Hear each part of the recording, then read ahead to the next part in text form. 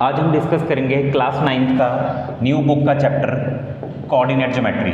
NCERT में ये first chapter है जो हम डिस्कस करने वाले हैं। ठीक है, अब कोऑर्डिनेट ज्योमेट्री में हम सबसे पहले पढ़ेंगे कि पॉइंट की लोकेशन कार्टेशियन प्लेन पे कैसे होगी। जैसे छोटी क्लासेस में आपने पढ़ा है कि ये है एक्स एक्सिस और ये है वाई एक्सिस। तो किसी भी पॉइंट को लोकेट करने के लिए हमें दो कोऑर्डिनेट्स पता होने चाहिए, एक्स और वाई। जैसे अगर मैं यहाँ पे कोई पॉइंट बना रहा हूँ, एक्स एक्सिस पे 2 और वाई पे 3, तो ये पॉइंट के कोऑर्डिनेट्स होंगे 2, 3। ठीक है, इस पॉइंट को आप लोकेट कर लो P। तो इसमें जो 2 है वो होगा एब्सिसा और जो 3 है उसको हम बोलेंगे ऑर्डिनेट। और आपसे अगर कोऑर्डिनेट्स पूछे जाते हैं ऑफ पॉइंट P तो आप बोलोगे 2, 3। ठीक है, तो फर्स्ट टॉपिक आप यही पढ़ोगे, कोऑर्डिनेट्स ऑफ अ पॉइंट। उसके बाद आते हैं क्वाड्रेंट्स। अब जैसे ये हमने पॉइंट लोकेट कर लिया P जो कि है फर्स्ट क्वाड्रेंट। अभी क्वाड्रेंट्स के बारे में डिस्कस करते हैं। ये है फर्स्ट क्वाड्रेंट, ये है सेकंड क्वाड्रेंट, ये थर्ड और ये फोर्थ। फर्स्ट क्वाड्रेंट में आपके दोनों जो एक्स और वाई होंगे वो प्लस होंगे। इस तरफ ये नेगेटिव होता है एक्स, तो ये माइनस और प्लस होगा। इधर दोनों चीज़ें नेगेटिव होती हैं, एक्स भी और वाई भी, तो माइनस और माइनस। और यहाँ पे प्लस एंड माइनस। अब देखो बुक्स में ये भी मेंशन कर रखा है कि अगर साइन की बात करें तो फर्स्ट क्वाड्रेंट के लिए x greater than 0, y greater than 0, क्योंकि दोनों पॉजिटिव हैं। सेकंड क्वाड्रेंट में क्या होगा, x लेस देन 0 क्योंकि नेगेटिव है और y ग्रेटर देन 0। ऐसे ही थर्ड क्वाड्रेंट के लिए x less than 0, y less than 0, दोनों नेगेटिव हैं। और फोर्थ क्वाड्रेंट के लिए क्या होगा, ये पॉजिटिव, तो मतलब x greater than 0 and y less than 0। ठीक है, तो ये थे क्वाड्रेंट्स। अच्छा, क्वाड्रेंट के बाद अगर हमें कोई पॉइंट पूछे एक्सिस पे, जैसे कि अगर मैं ये पॉइंट यहीं पे लोकेट कर दूं तो इसके कोऑर्डिनेट्स क्या होंगे, इसके कोऑर्डिनेट्स होंगे 2, 0। ये याद रखना है कि x एक्सिस पे y 0 होता है। ठीक है, और ऐसे ही y एक्सिस पे x 0 होगा। तो इस पॉइंट के अगर मैं कोऑर्डिनेट्स पूछूं तो वो होगा 0, 2, क्योंकि y 2 है और यहाँ x 0 है इस पूरी एक्सिस के ऊपर। एक और चीज़ जो क्वेश्चन पूछा जाता है, what are the coordinates of origin, इसको हम ओरिजिन बोलते हैं।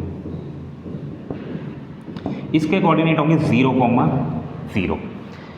एक और चीज़ कि x एक्सिस और y एक्सिस कहाँ पे इंटरसेक्ट कर रही हैं, इसी पॉइंट पे, ओरिजिन पे।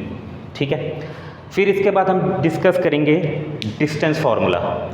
अब डिस्टेंस फार्मूला निकालने के लिए क्या मेथड होगा, जैसे अगर कोई पॉइंट हमें 2 दे रखे हैं और उसके बीच में डिस्टेंस पूछा जा रहा है। एक पॉइंट हम ले लेंगे P और एक पॉइंट ले लेंगे हम Q। ये पॉइंट मैंने P ले लिया, ये पॉइंट मैंने Q ले लिया। इसके coordinate x1, y1, x2, y2।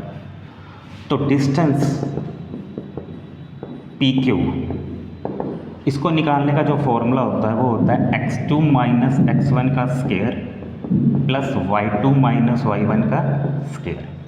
ठीक है ना, एक एग्जांपल के थ्रू समझाता हूँ। जैसे मैंने पॉइंट 5, 3 ले लिया और इसको 2, 4 ले लिया। ठीक है, तो हम वैल्यूज पुट करते हैं। x2 हमारा है 2 माइनस ये हमारा x1 है, ये y1 है, ये x2 है और ये y2 है। 2 minus 5 plus y2 minus y1, 4 minus 3, तो ये हो जाएगा -3 और ये हो जाएगा 1। तो -3 का स्क्वायर इज 9 प्लस 1, आंसर हो गया √10 यूनिट्स। ठीक है, तो डिस्टेंस फार्मूला से हम ये क्वेश्चन सॉल्व कर रहे हैं। अगला है मिड पॉइंट फार्मूला।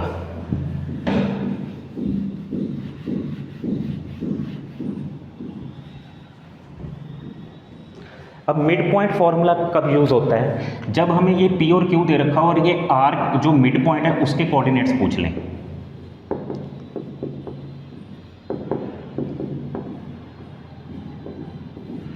तो अगर मैं इसके कोऑर्डिनेट x और y ले रहा हूँ तो इसका फॉर्मूला होगा x equal to x1 plus x2 upon 2, y equal to y1 plus y2 upon 2।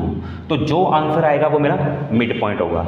एक क्वेश्चन के थ्रू समझा देता हूँ। जैसे ये पॉइंट हो गया 4,6 और ये हो गया 8,5।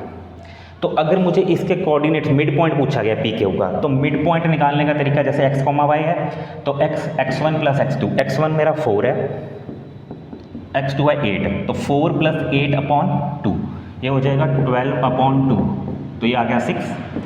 y1 plus y2 6 plus 5 upon 2, तो ये 11 अपॉन 2। तो इसको आप ऐसे भी रख सकते हो, जरूरी नहीं कि डेसिमल में लिख लें। तो अगर मेरे को कोई मिड पॉइंट पूछेगा तो मैं कहूँगा mid point of P Q is equal to 6,11 upon 2। तो ये मेरा आंसर आ जाएगा। ठीक है, बाकी के कुछ क्वेश्चंस हम नेक्स्ट वीडियो में डिस्कस करेंगे। आज मैंने इंट्रोडक्शन करा दी, यही चैप्टर की इंट्रोडक्शन।